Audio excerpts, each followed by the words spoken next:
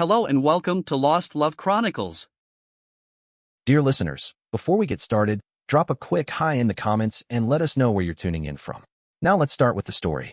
I stood there in our dimly lit dining room, the smell of roasted chicken and garlic mashed potatoes filling the air. My heart pounded with a mix of hope and nerves. It was our 15th anniversary, and I'd spent the whole day planning this dinner to remind Corinne how much we still had together, how much I still loved her despite everything. The kids, well, just Margot now since she was the only one still at home, were supposed to be part of this too. A family moment. I'd even gone out and bought a small gift. Nothing flashy, just something meaningful. My hand shook a little as I set the tiny box on the table in front of Corinne, wrapped in simple silver paper with a red ribbon I'd tied myself. I'd practiced what I'd say all morning. 15 years, babe, I began, voice a little unsteady. We've made it through a lot. This is for you. Before I could even get the rest out, she glanced at the box, then at me, and rolled her eyes so hard I could almost hear them creak. You're still jobless, she said, her voice sharp like a knife cutting through the warm air. You couldn't even afford a decent gift, could you? I froze, my mouth half open, the words I'd rehearsed dying in my throat. I wanted to tell her she was wrong, that this wasn't about money, that I'd poured my heart into this night. But then Margot piped up from across the table, her voice dripping with contempt. We don't need your cheap box, Dad. Take it and get out. She didn't even look up from her phone, just flicked her fingers like I was some annoying fly buzzing around her perfect life. I stared at them both, my wife, my daughter, feeling like a stranger in my own home. The candles flickered on the table, casting shadows that danced across their faces, and for a second, I couldn't move. My chest tightened. I thought about yelling, about flipping the table, about demanding they at least open the damn thing and see what I'd done for them. But instead, something else came over me. I laughed, not a big, loud laugh, just a quiet chuckle that slipped out before I could stop it. It was soft, almost to myself, but it echoed in that heavy silence like a firecracker. They looked at me like I'd lost my mind. Corinne's eyebrows shot up, her lips tightening. Margot finally glanced up from her screen, eyes narrowed. You sure about that? I asked, keeping my voice steady, almost playful. I leaned back in my chair, arms crossing over my chest, watching them squirm just a little. They didn't know what was in that box. They didn't know what I'd been hiding, what I'd been building while they wrote me off, tossed me aside like a coat no longer in season. Corinne shoved the box back toward me with the back of her hand like it was trash.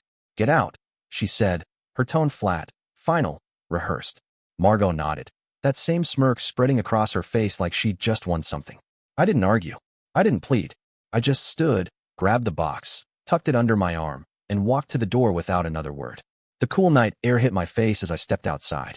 A second later, I heard the lock click behind me. My car was parked in the driveway, the same beat-up sedan I'd been driving for years. I slid into the driver's seat, the box resting on my lap. I didn't open it. I didn't need to. I knew what was inside. Proof of everything they'd thrown away. I started the engine and pulled out, the street lights blurring past me as I drove into the night, the warmth of the house, the smell of dinner, and the sting of their words fading behind me. A week later, my phone started buzzing. Corinne's name flashed on the screen. Then Margot's. Over and over. Voicemails piled up. Texts too. But I didn't answer. I just sat there in my borrowed room at Uncle Ronan's place, sipping coffee, staring at the little box on the table in front of me. They'd figure it out soon enough. They'd realize what they'd pushed away. And when they did, I'd be ready, not with anger, not with tears, but with the quiet strength I'd been holding on to all along. I leaned back in the chair, letting the phone vibrate again, and smiled to myself. This wasn't the end. It was just the beginning. 10 years ago, life felt like a dream I didn't want to wake up from. And I can still see it so clearly when I close my eyes. I was standing in the kitchen of our old house. The one with the creaky floors and the big bay window. That old house still lives in my memory like a photograph warmed by time. I was standing in the kitchen, flipping pancakes while Margot giggled at the table, her little hands sticky with syrup. She was 6 then, all wide eyes and messy pigtails, her cheeks pink from laughing too hard. Daddy, make his ears bigger, she said, bouncing in her seat as I tried my best to pour the batter into a proper Mickey Mouse. I laughed, not even trying to hide how much I loved it. You got it, boss. One extra large-eared Mickey coming right up. She clapped her syrupy hands together, smearing stickiness across the table, and I didn't care. Her happiness was everything. Corinne would come in a few minutes later, still in her pajamas, her hair a wild mess from sleep.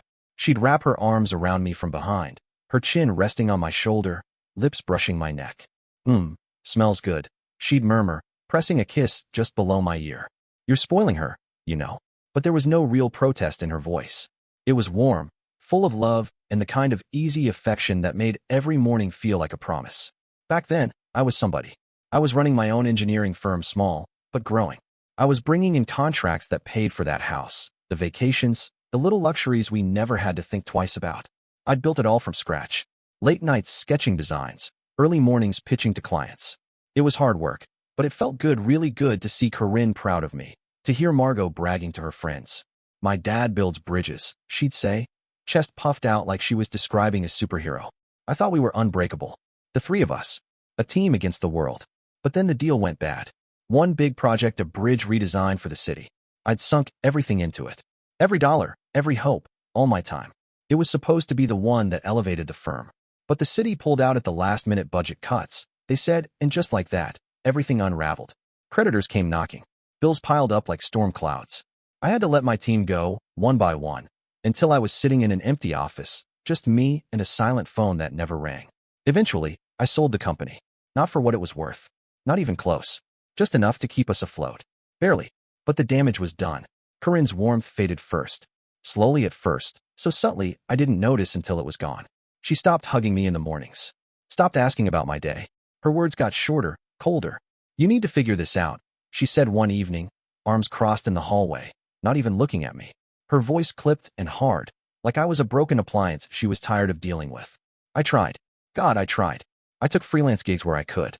Fixed cars in the garage for neighbors. Even signed up to drive for one of those rideshare apps. But it was never enough. Never the life we used to have. The house went into foreclosure. We moved into a smaller place, a rental with thin walls, a leaky roof, and neighbors who fought loud and late. Margot was 10 by then, and I noticed her pulling away too. She didn't giggle as much. Wouldn't sit with me in the kitchen anymore. One night, I brought her a book, something we used to love, one of those fantasy stories we'd read together before bed. She rolled her eyes, pulling her blanket over her head. "I'm not a baby, Dad," she muttered. I stood there in the doorway, book in hand, trying not to let it sting too much. I laughed it off. All right. Guess I'll have to read it myself then. But deep down, something tugged at me. Still, I told myself it was just growing up. But it wasn't just growing up. She started copying Corinne, parroting her complaints. "Why can't we have nice things anymore?" Margot would ask, her tone sharp in a way a 10-year-old's shouldn't be. I'd catch them whispering sometimes, huddled together in the kitchen or in the hallway, glancing at me like I was some stranger who didn't belong. I kept hustling, picking up odd jobs, anything to keep the lights on, food on the table. But in their eyes, I wasn't the man I used to be. They didn't see the hours I spent trying to rebuild, the nights I stayed awake staring at the ceiling, wondering how the hell I was going to fix everything. They saw the past, the fancy life I'd given them before, the big house, the trips to the coast, the clothes, the restaurants. They loved that. Not me. I'd come home from a long day, hands scraped and greasy from fixing someone's engine, face smudged with dirt, and Corinne wouldn't even look up from her phone. "You smell like oil," she'd say, wrinkling her nose like I was something foul. And Margot would giggle beside her like it was some private joke between them. I'd just stand there in the doorway, holding my keys, feeling smaller every time, wondering where my family had gone. I tried talking to Corinne once. Late at night, when Margot was asleep and the house was finally quiet. "We can get through this," I told her, sitting next to her on the couch. I reached for her hand, hesitant, but hopeful. She pulled away, slow and deliberate, eyes cold. "You lost everything, Tom," she said flatly. "What's there to get through?" That hit harder than any notice from a creditor. Worse than losing the firm. Because in that moment, I realized she didn't believe in me anymore. Not even a little. After that, Margot stopped asking for pancakes. She stopped calling me daddy. She'd just walk past me in the hallway, earbuds in, eyes on her phone, like I was invisible. Still, I kept going, scraping by, pushing myself, telling myself it had to get better, that eventually, they'd see I was still fighting. For them. But deep down, I knew something had broken. Something I couldn't fix with hard work or late nights. They didn't want the man I was now. They wanted the version of me that came with shiny things and no worries. And I couldn't shake the feeling that something was off. Like an itch I couldn't scratch. It had been gnawing at me for months. It started small. Corinne coming home later than usual. Her heels clicking on the floor after midnight. "It's work," she'd say, shrugging off her coat. "The firm's pushing hard on the campaign. I've got deadlines." And I'd nod, trying to believe her. Trying to trust. "Okay, just don't burn yourself out," I'd say, forcing a smile. But she'd barely glance at me. Mutter something under her breath about timelines or pressure before disappearing into the bedroom. I wanted to trust her. God, I did. For years, I held on to that hope like it was a lifeline. But the signs, The signs kept piling up. Little things that didn't add up. Her perfume, for one. Some nights it lingered longer than it should, have a sharp floral scent that clung to the air like it didn't belong. It wasn't the perfume I bought her for Christmas years ago. That scent was softer, familiar. This one, it was bold, almost aggressive. Like someone else had walked through our home and left a trail behind. I asked her about it once, careful not to sound accusing. New perfume, I said, trying to sound casual. She barely looked up. Oh, just a sample. A client gave it to me, she said, brushing past me like it was nothing. But it stuck with me. That smell. That lie. Then there was Margot. My little girl who wasn't so little anymore. 16 now. Tall, guarded, sharp-tongued. She'd always been close to her mom, always shared their little secrets, but lately it felt different. Worse. She'd roll her eyes when I asked how school was. Mutter under her breath when I tried to connect. You wouldn't get it, Dad, she said once, not even looking up from her phone, her voice flat and full of that smug teenage distance, but it cut deeper than it used to. It felt personal. She texted constantly, fingers flying across the screen like her life depended on it. And if I walked into the room, she'd tilt the phone just slightly, angle it away from me like I didn't deserve to see, like I was the outsider. Sometimes she'd whisper into it, giggling under her breath, glancing toward the hallway as if making sure I wasn't too close. It made my stomach twist. I told myself I was being paranoid, that losing the company had made me suspicious, bitter, that I was just seeing shadows in places where there was nothing. I wanted to believe that. But then I saw it. The message that cracked everything wide open. It was a Sunday afternoon. Corinne had run out to the store, said she was grabbing a few things for dinner. Left her laptop open on the kitchen counter like she didn't have a care in the world. I wasn't snooping. I swear I wasn't. I just walked in, thirsty, reaching for a glass of water, when the screen lit up with a notification. A message. Just one line. Dinner at our place next time. Can't wait to see you again. Garrett. My heart stopped. Then it started pounding. So loud I could hear it in my ears. My hand tightened around the glass. I couldn't move. I just stood there, staring at those words like they were written in fire. Garrett. Her boss. Tall. Slick. Always in those goddamn tailored suits. The guy who'd show up at the holiday parties with that smug grin and a fresh haircut, shaking everyone's hand like he owned the place. I'd met him a few times, smiled through gritted teeth while he charmed the room, made jokes that had Corinne laughing too hard. Even when I was still on top, he made me feel small. And now he was in my life. In my house. In my wife's head. I clicked the email thread. Stupid, maybe, but I had to know. I had to see it with my own eyes. And it was all there. Months of messages. Flirty at first emojis, inside jokes. Then bolder. Plans. Meetings. Lunch tomorrow. Missed you last night. He doesn't suspect a thing. That last one hit me like a punch to the gut. He was me. I was the fool who didn't see it coming. The man working late nights, busting his back to keep the lights on while his wife was doing this. I closed the laptop, my hands slick with sweat. Sat down hard on the kitchen stool. My breath came shallow, like I'd been winded. Corinne wasn't just cheating. She was building a whole new life. Without me. And Margot, she wasn't just pulling away like some moody teen. She was being pulled, molded, trained. Every eye roll, every time she smirked when her mother brushed me off, every cold shoulder, I saw it for what it was now. It wasn't rebellion. It was indoctrination. Corinne wanted out, and she was making damn sure Margot hated me enough to go with her. To leave me behind like yesterday's trash. Then I heard it. The front door. Keys jingling. I stood. The stool scraped back against the tile. She came in with a grocery bag in one hand, phone in the other. She froze when she saw me. Her eyes went to the counter, to the laptop, then to my face. What's wrong with you? She asked, her voice light, casual, like nothing was up. I stared at her. That voice. That perfume. That calm. Like she hadn't just detonated our entire life. I wanted to scream. To throw the laptop across the room. To shout why? Why now? Why us? But I didn't. I just looked at her. Really looked. And all I saw was a stranger. Her expression blank, guarded. Not a flicker of guilt. Nothing, I said, voice low, steady. Just thinking. She shrugged like it was nothing. Walked right past me. That damn perfume trailing behind her. And in that moment, I knew. She wasn't mine anymore. Neither of them were. I couldn't let it sit there. Couldn't let it rot inside me like some poison. So I made up my mind. I'd confront her that night. The house was quiet. Too quiet. That suffocating kind of silence that feels thick in your lungs. Margot was upstairs, probably glued to her phone. Corinne was on the couch, flipping through a magazine like it was any other night. I stood in the doorway, watching her. Her perfect hair, manicured nails, the way she crossed her legs like she owned the world. And inside me, something boiled. Anger, sadness, everything. I'd seen the emails. I knew about Garrett. And I couldn't pretend anymore. We need to talk, I said, my voice rougher than I meant it to be. She didn't even look up at first. Just turned a page in her magazine, like I was some background noise interrupting her evening. "What now, Tom?" she said finally, glancing up. Her eyes were cold, impatient, like I was wasting her time. I took a step closer. My hands clenched at my sides. I was really trying not to lose it. "I know about Garrett," I said, straight out. No stalling, no lead up, no dancing around it. "I saw the messages. You're not even trying to hide it anymore, are you?" For a second, just 1 second, she froze. Her fingers hovered over the magazine like she was deciding whether to play dumb, cry, lie something. But then she laughed. Sharp, mean.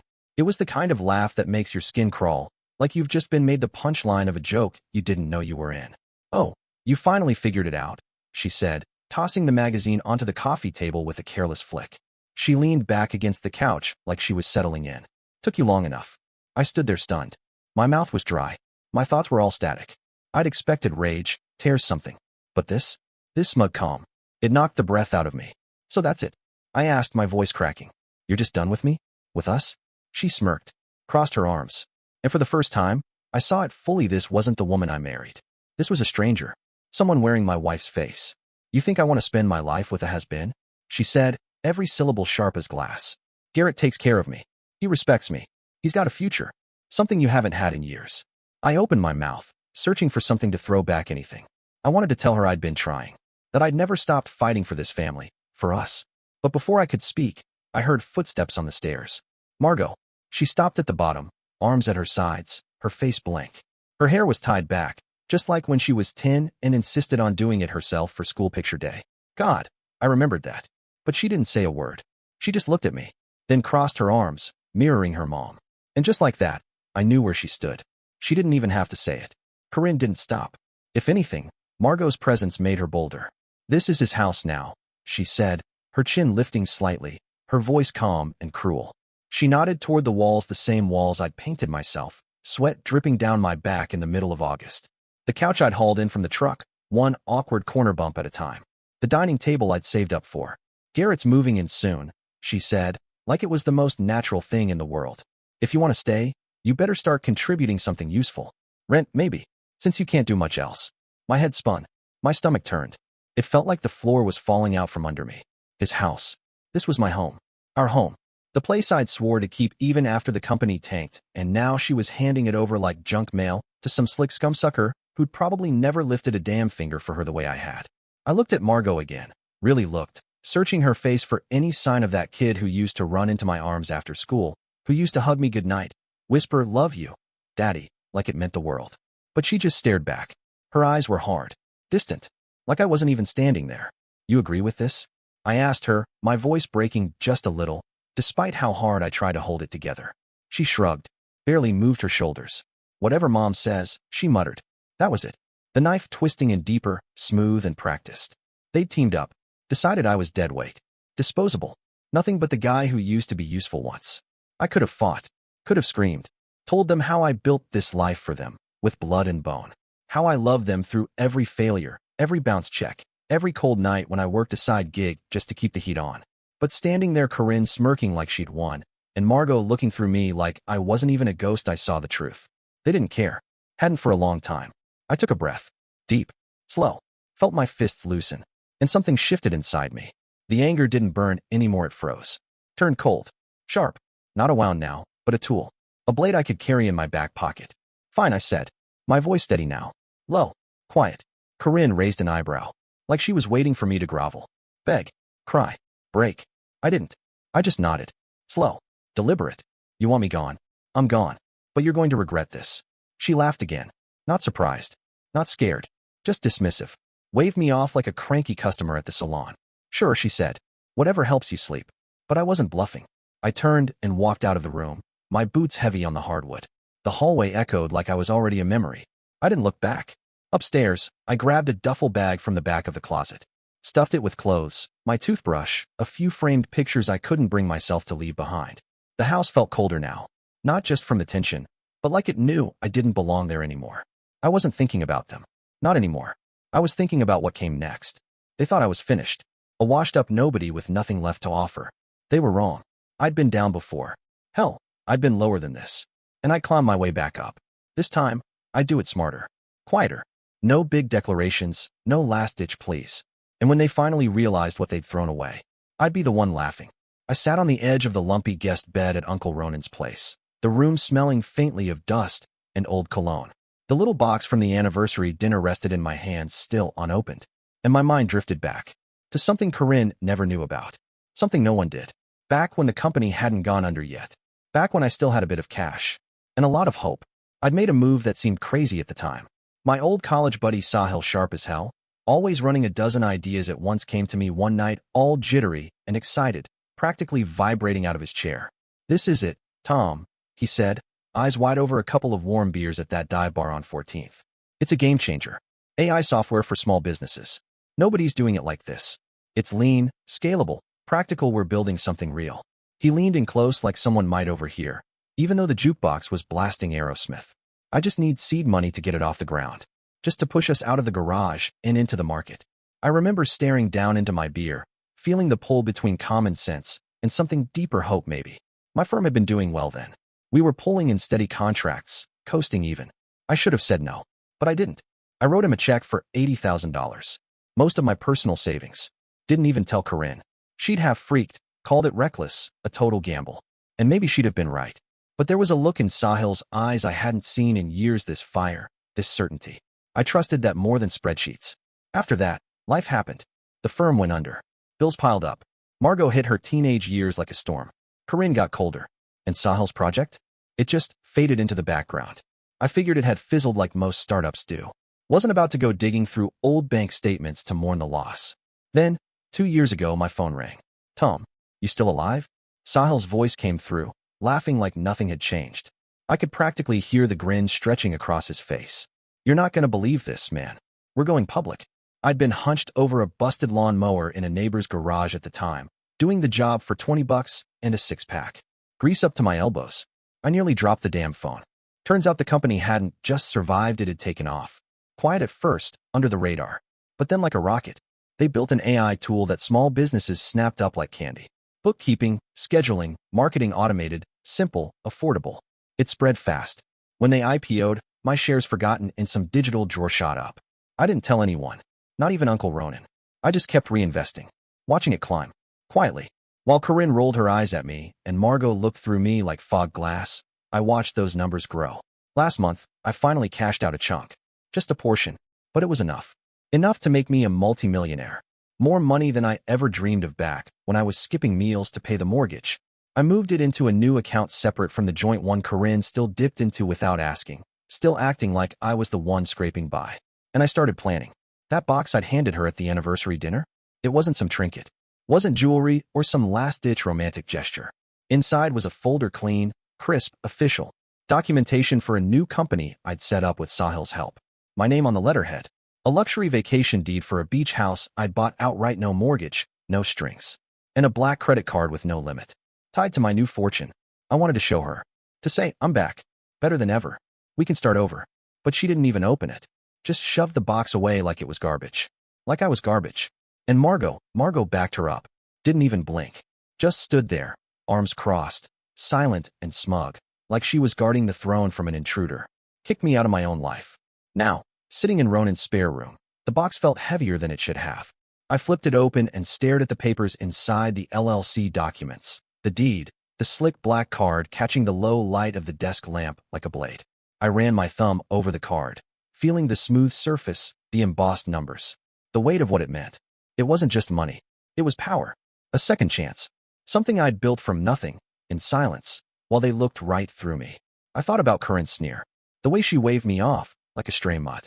The way Margot smirked, smug in her borrowed confidence. They had no idea. No clue what I'd been hiding. What I'd become while they were busy writing me off like a footnote. I could have gone back that night. Could have stormed in, dropped the card on the table, made it all dramatic. "You think Garrett's your ticket? Look what I've got." But I didn't. I closed the box. Set it on the nightstand. Leaned back against the headboard, springs creaking under me. The silence in Ronan's room was thick, but it didn't press on me. It held me. Revenge, real revenge, wasn't about waving a wad of cash or rubbing their faces in it. It was about waiting, letting them figure it out on their own. Watching them squirm when Garrett's promises turned out to be just that, promises. When the bills started bouncing. When Margot realized her perfect little life wasn't as solid as she thought. I didn't need to yell. I didn't need to fight. I just needed time. I stood up, walked to the window.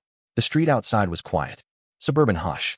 The moon hung low, swollen and heavy over the trees. My hands weren't shaking anymore. My chest didn't ache. For the first time in years, I felt steady, like the ground beneath me had come back after being gone so long. They'd throw me out, sure, but they'd also set me free. And that box, it wasn't just a gift. It was proof. Proof I wasn't the man they thought I was. Not anymore. I stood in the kitchen that night, the night of the anniversary dinner. The roast chicken sitting on the table, cooling now. Potatoes getting stiff. Candles burning low, dripping wax onto the cloth I'd ironed just for this. I'd wanted it to be perfect. I wanted a chance to show Corinne that we could still fix things, that I wasn't the failure she'd been seeing all this time. My hands were sweaty as I slid the little box across the table toward her, the one with the papers, the deed, the card, everything I'd been hiding. Happy anniversary, I said, my voice softer than I meant it to be, hoping she'd catch the weight behind it. She barely glanced at the box. Her lips curled into that familiar sneer. What's this supposed to be? She said, pushing it back toward me without even touching the ribbon. Before I could answer, Margot chimed in, her voice sharp and bored. It's probably junk. Just leave Dad alone. I looked at them, my wife, my daughter, and felt the air shift, like the room was closing in on me. I'd planned to tell them everything. To open the box and lay it all out, the money, the company, the life I could give them now. But they didn't give me a chance. Corinne stood up, brushing her hands like she was done with me for good. Get out, she said, flat and cold. Margot smirked, crossing her arms like she'd been waiting for this moment. I opened my mouth to argue, to say something, anything. But then the front door creaked open. There he was, Garrett. Tall, polished, his suit jacket slung over his shoulder like he owned the place. He strolled in, grinning, and dropped his keys on the counter, my counter, as if it was already his house. Evening, folks, he said, voice smooth, and slid an arm around Corinne's waist right in front of me. She leaned into him, laughing a little. He grabbed my wine glass, the one I'd poured for myself, and filled it from the bottle I'd bought. Cheers, he said, raising it to me with a wink before taking a sip. I stood there, rooted to the spot, watching him drink from my glass, his hand on my wife and daughter, smirking like it was some big win. The room spun for a second, and I felt this hot, jagged thing rise in my chest, anger, hurt, humiliation, all mixed together. I could have lunged at him, smashing the glass out of his hand, demanding they all listen. But I didn't. Something clicked instead, something cold and clear. I looked at Corinne, her eyes locked on Garrett like I wasn't even there, and Margot, tapping away on her phone, probably texting her friends about how pathetic I was. They didn't deserve the truth. Not yet. I picked up the box, tucked it under my arm, and forced a smile. Small. Tight. All right, I said, my voice steady, almost light. Corinne raised an eyebrow, like she expected me to beg, but I just turned and headed for the door. Garrett called after me, his tone dripping with fake pity. Take care, Tom. I heard Corinne laugh again as I stepped outside. The night air hit me hard, crisp and sharp, and I walked to my car, the gravel crunching under my boots. I slid into the driver's seat, the box on my lap, and sat there for a minute staring at the house. Our house. My house. Lights glowing through the windows. I could still hear them inside, their voices faint, probably joking about how I'd slunk off like a kicked dog. I thought about going back in, unloading everything, telling them I was a millionaire now, that I'd outdone Garrett 10 times over.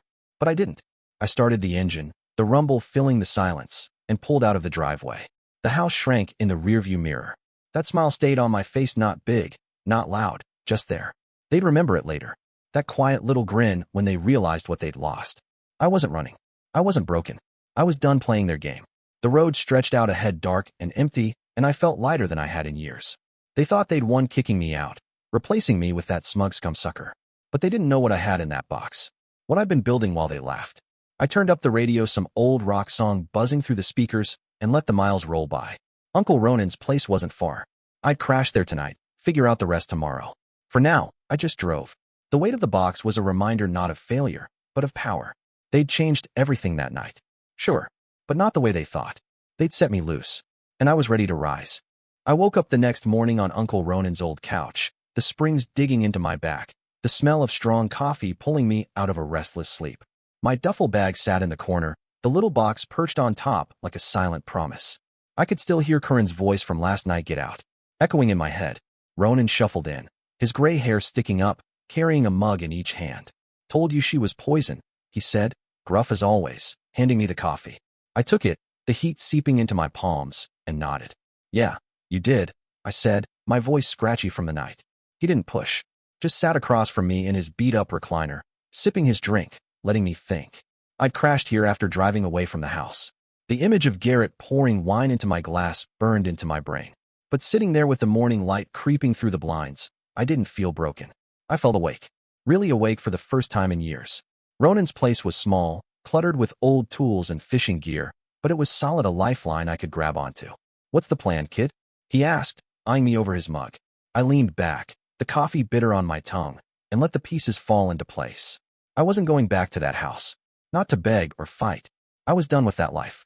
"I'm building something," I said, slow and sure. "Something new." He grunted, a half-smile tugging at his mouth. "About damn time." That day, I got to work.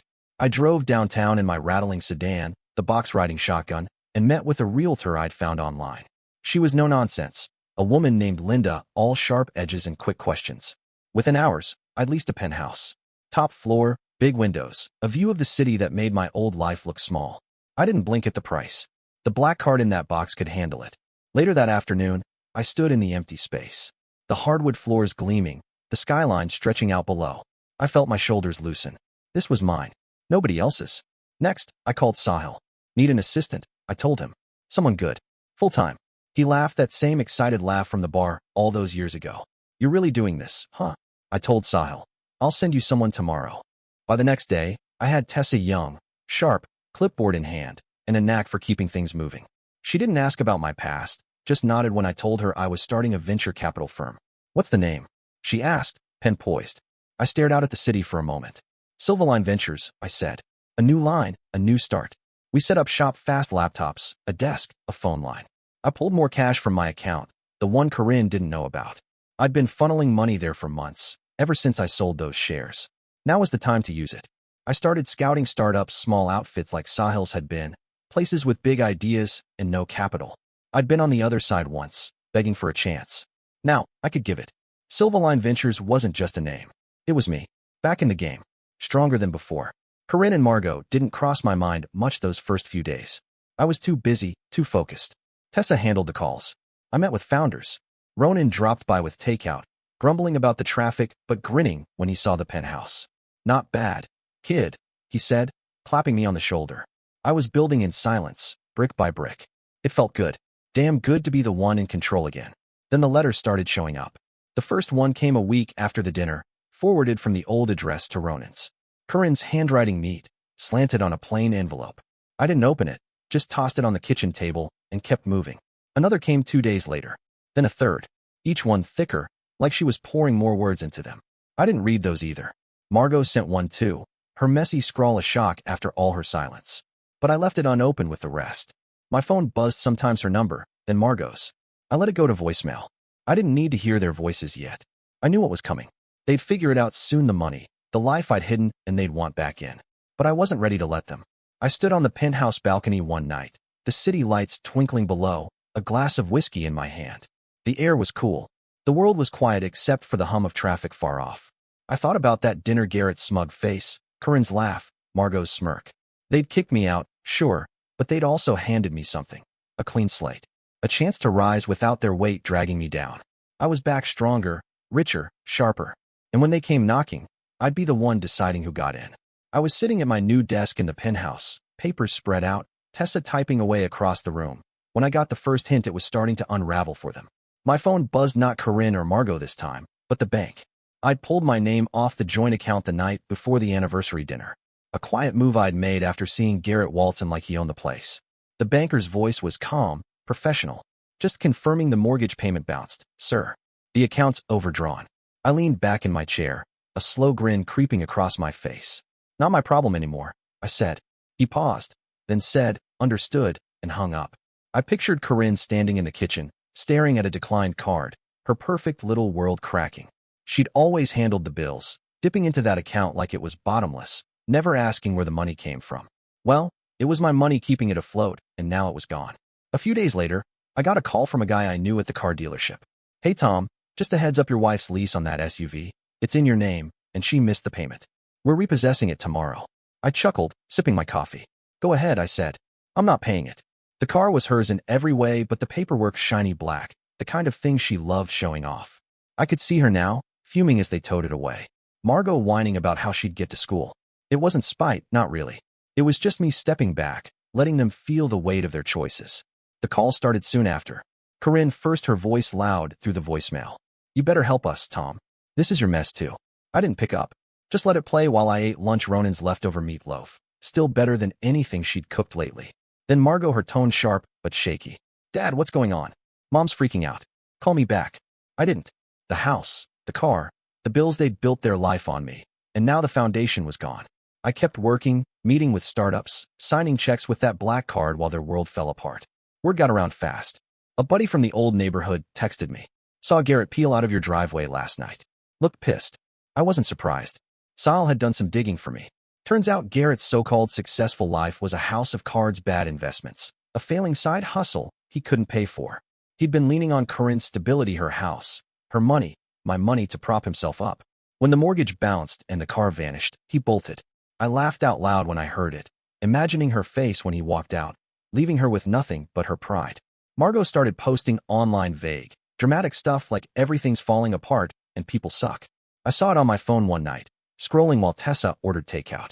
The kid who'd smirked at me was crumbling. Part of me felt a pang. She was still my daughter. But it faded fast. She'd chosen her side. The calls changed after that. Corinne's voice softened, desperate now. "Please, Tom, just talk to me. We can figure this out." Then Margot's, quieter, almost scared. "Dad, I'm sorry. Can you call me?" I let them stack up a dozen voicemails. I didn't answer. They'd kicked me out, laughed me off, and now they were drowning. One night, I was on the balcony, the city humming below, a beer in my hand, when the phone rang again. "Corinne." I stared at it, the screen glowing in the dark, and something made me pick up. Her voice came through small and shaky. "Tom. Oh God, please don't hang up. I miss you. Can we meet?" I let the silence stretch, listening to her breathe, picturing her in that house empty now. No car. No Garrett. No money. "You threw away a diamond for costume jewelry," I said, my voice low, steady. She didn't say anything, just sniffled. And I hung up. That was it. No yelling, no begging, just the truth. I set the phone down, took a long sip of beer, and looked out at the lights. The fall had begun, and I didn't lift a finger to stop it. They'd made their bed. Let them lie in it. I'd warned them at the dinner quiet, almost under my breath, "You'll regret this." And now they did.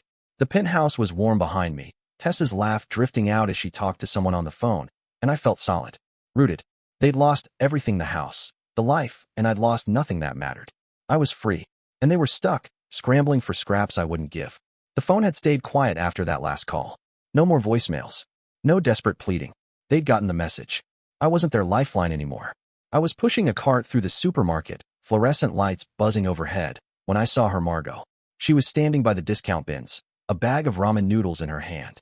It had been weeks since I told Corinne they'd thrown away a diamond. I hadn't expected to run into either of them. She looked different.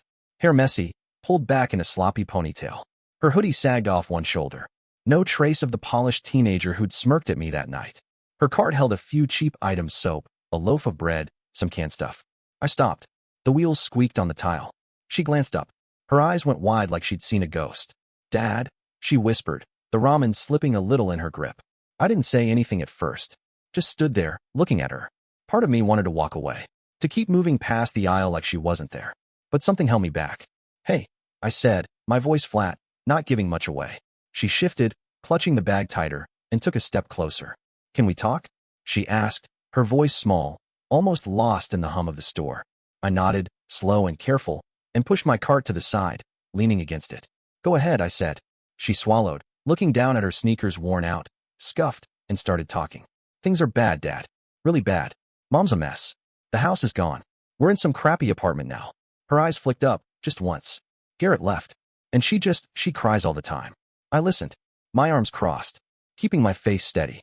I could picture Corinne unraveling without her perfect life. But I didn't feel the pull to fix it. Not anymore. Margot kept going, her words tumbling out. "I didn't know it'd get like this," Margot said, her voice shaking.